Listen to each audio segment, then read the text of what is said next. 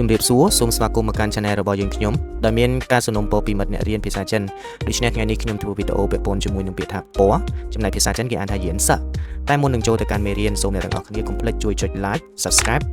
និងរូបសញ្ញាកណ្ដឹងឬក៏ប៊ូតុងចុចជាវម្នាក់មួយផងដើម្បីទទួលបានមេរៀនថ្មីៗបន្តពី Channel របស់យើងខ្ញុំកុំឲ្យខាតពេលយើងចូលមេរៀនតែម្ដងយើងមើលពាក្យខាងលើគេបងអស់បាទពាក្យថាពណ៌ណាយានស័ក颜色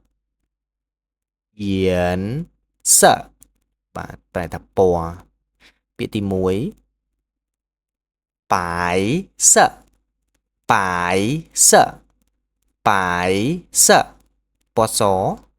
ពាក្យទី2红色红色红色ប្រែថាពណ៌ក្រហមពាក្យទី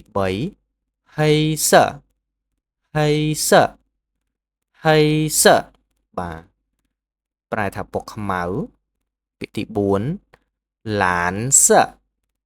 ឡានស័កឡានស័កបាទប្រែថាពណ៌ខៀវពាក្យទី5绿色绿色绿色ប្រែថាពណ៌បៃតងពាក្យទី6黄色黄色黄色បាទ黄色យើងប្រែថាពណ៌លឿងទី7ជីនស័កជីនស័កជីនស័កជីនស័កយើងប្រែថាពណ៌មាសទី8អ៊ីនស័កអ៊ីនស័កអ៊ីនស័កអ៊ីនស័កយើងប្រែថាពាក្យពណ៌ប្រាក់ពាក្យទី9紫色紫色紫色紫色យើងប្រែថាពណ៌ស្វាយពាក្យទី10ឆឹងស័កឆឹងស័ក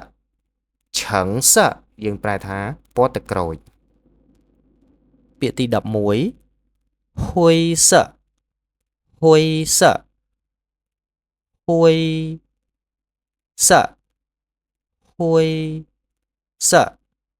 ហ៊ុយស័កពណ៌ប្រផេះ12ឆាយស័កឆាយស័កឆាយស័ក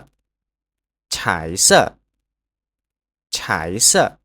ប្រែថាពណ៌ចម្រុះ13ចុងស័កចុងស័កចុងស័កប្រែថាពណ៌ត្នោត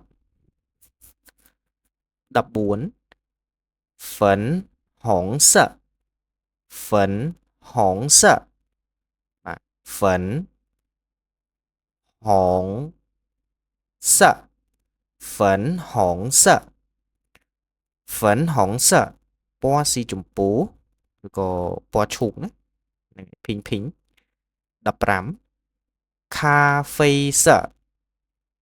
咖啡色咖啡色咖啡色咖啡色咖啡ហ្នឹងគឺកាហ្វេណាស័កស័កនេះពណ៌咖啡色ពណ៌កាហ្វេ16钱红色钱红色钱红色钱红色钱红色ពណ៌ក្រហមខ្ចី17深红色深红色深红色深红色បកថាពណ៌ក្រហមចាស់18深蓝色深蓝色深蓝色深蓝色ប្រែថាពណ៌ខៀវចាស់បាទ19粉蓝色粉蓝色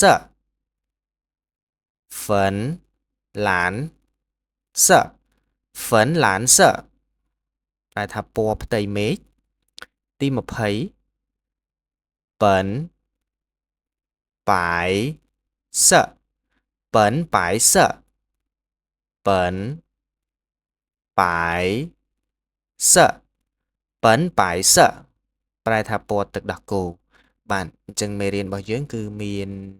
ចំនួនពណ៌ចំនួន20ហើយសង្ឃឹមថាមេរៀននេះគឺអ្នកទាំងអស់គ្នាអាចយកទៅប្រើជាប្រយោជន៍បានហើយកុំភ្លេចជួយចុច like subscribe ក៏ដូចជាចុចសញ្ញាកណ្ដឹងដើម្បីនៅពេលដែលខ្ញុំ